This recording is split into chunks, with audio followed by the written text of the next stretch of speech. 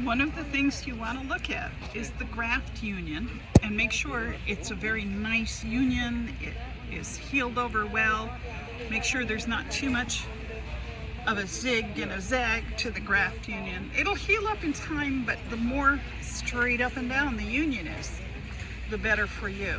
Now these are tied to nursery stakes right now in the store.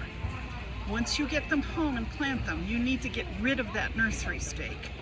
You might have to put 2 stakes on either side of the tree to help it stand up at first, but you should never leave it tied to the nursery stake for very long.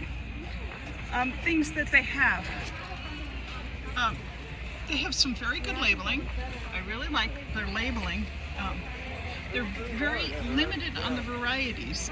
This is, if you're tempted by this citron, the Buddhist hand, really neat plant, but very frost tender. Only plant that if you have a very warm location and it never gets below 32. Seriously. What else do we got? Oh, we have a very nice Barras lime. They are a very tasty lime.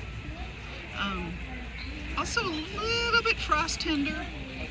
Between lemon and lime, if you've got a place that tends to freeze in the winter, go with the lemon. But the lime is nice too.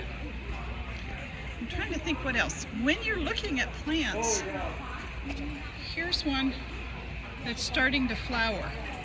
Pass on that one. It'll be very stressed because it's starting to flower and it's going to be very hard to transplant it. So try to find one that isn't in flower. Also try to find one that isn't nutritionally stressed. When the new leaves have yellow between the veins like this, it's indicating some nutritional problems, and we'll talk about those more fully in the blog.